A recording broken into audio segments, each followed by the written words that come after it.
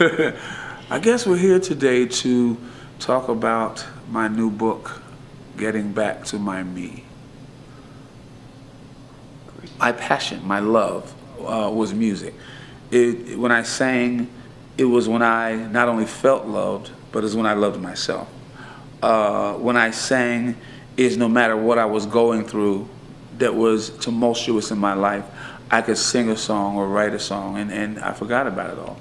You know, I'm in my early 20s, and definitely I knew by now in my psyche that, somewhere deep in my psyche, that I had been a part of something dark. It was 1986 while watching an episode of the Oprah Winfrey Show that was dealing with sexual abuse amongst children.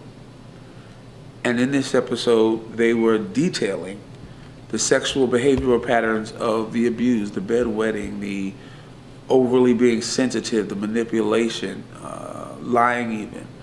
And I realized that for the first time, I was actually raped and abused and not a participant in something that was dark and a secret. I realized that I had been taken advantage of. I realized that my childhood was robbed from me. I realized that my sexual orientation was screwed up, but it wasn't my fault. So for the first time, I had an aha moment about me.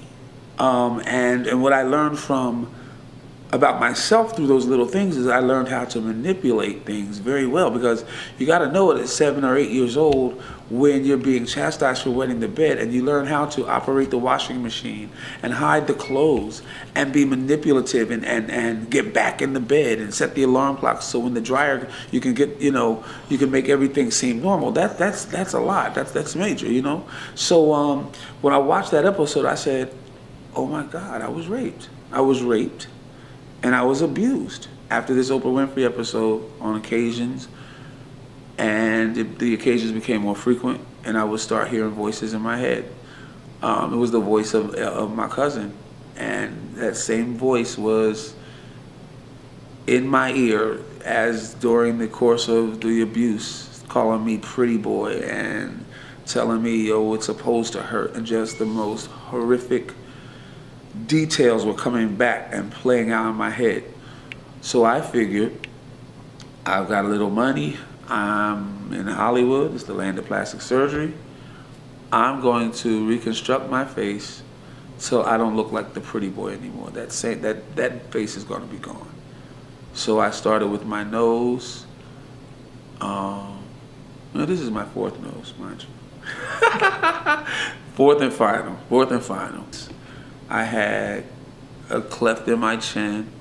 I had eye revisions done because I had like sleepy eyes, and I decided I didn't want that. I did not want to look like that person that was being raped and abused. So you got to know that is, well, first of all, when you're hearing voices in your head, I'm sorry, I'll talk about myself, you're going a little cuckoo. If you are hearing voices in your head, people, go to talk to somebody, because so I have to laugh about it at this point. But so after the self-mutilation and the drug abuse and going to jail and going into rehab and being placed under house arrest, enough was enough. And that was for disorderly conduct, or what was it? What was the? Believe it or not, it was divine order. I went to. If I tell you all, you won't read the book, Sandy. What's the name of the book, by the way? Sandy, I want you to read this book, Getting Back to My Me, The Chronicles of Norwood Young. I would not wish my experiences on anyone, but I would not exchange my experiences for anyone else's, because everything that I went through was for the sole purpose of me being able to help other people, for the sole purpose of me being the best man that I could possibly be, and even for the betterment of my music. Now my music is not, or will not be, another song that's just heard on the radio, but for when I sing a song, the story behind it will always be the most rewarding thing for me. 'Cause I'm a work in progress, to be the best and no less.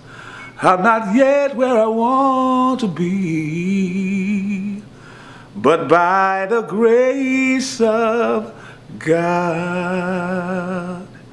I'm getting back to my me. That's it.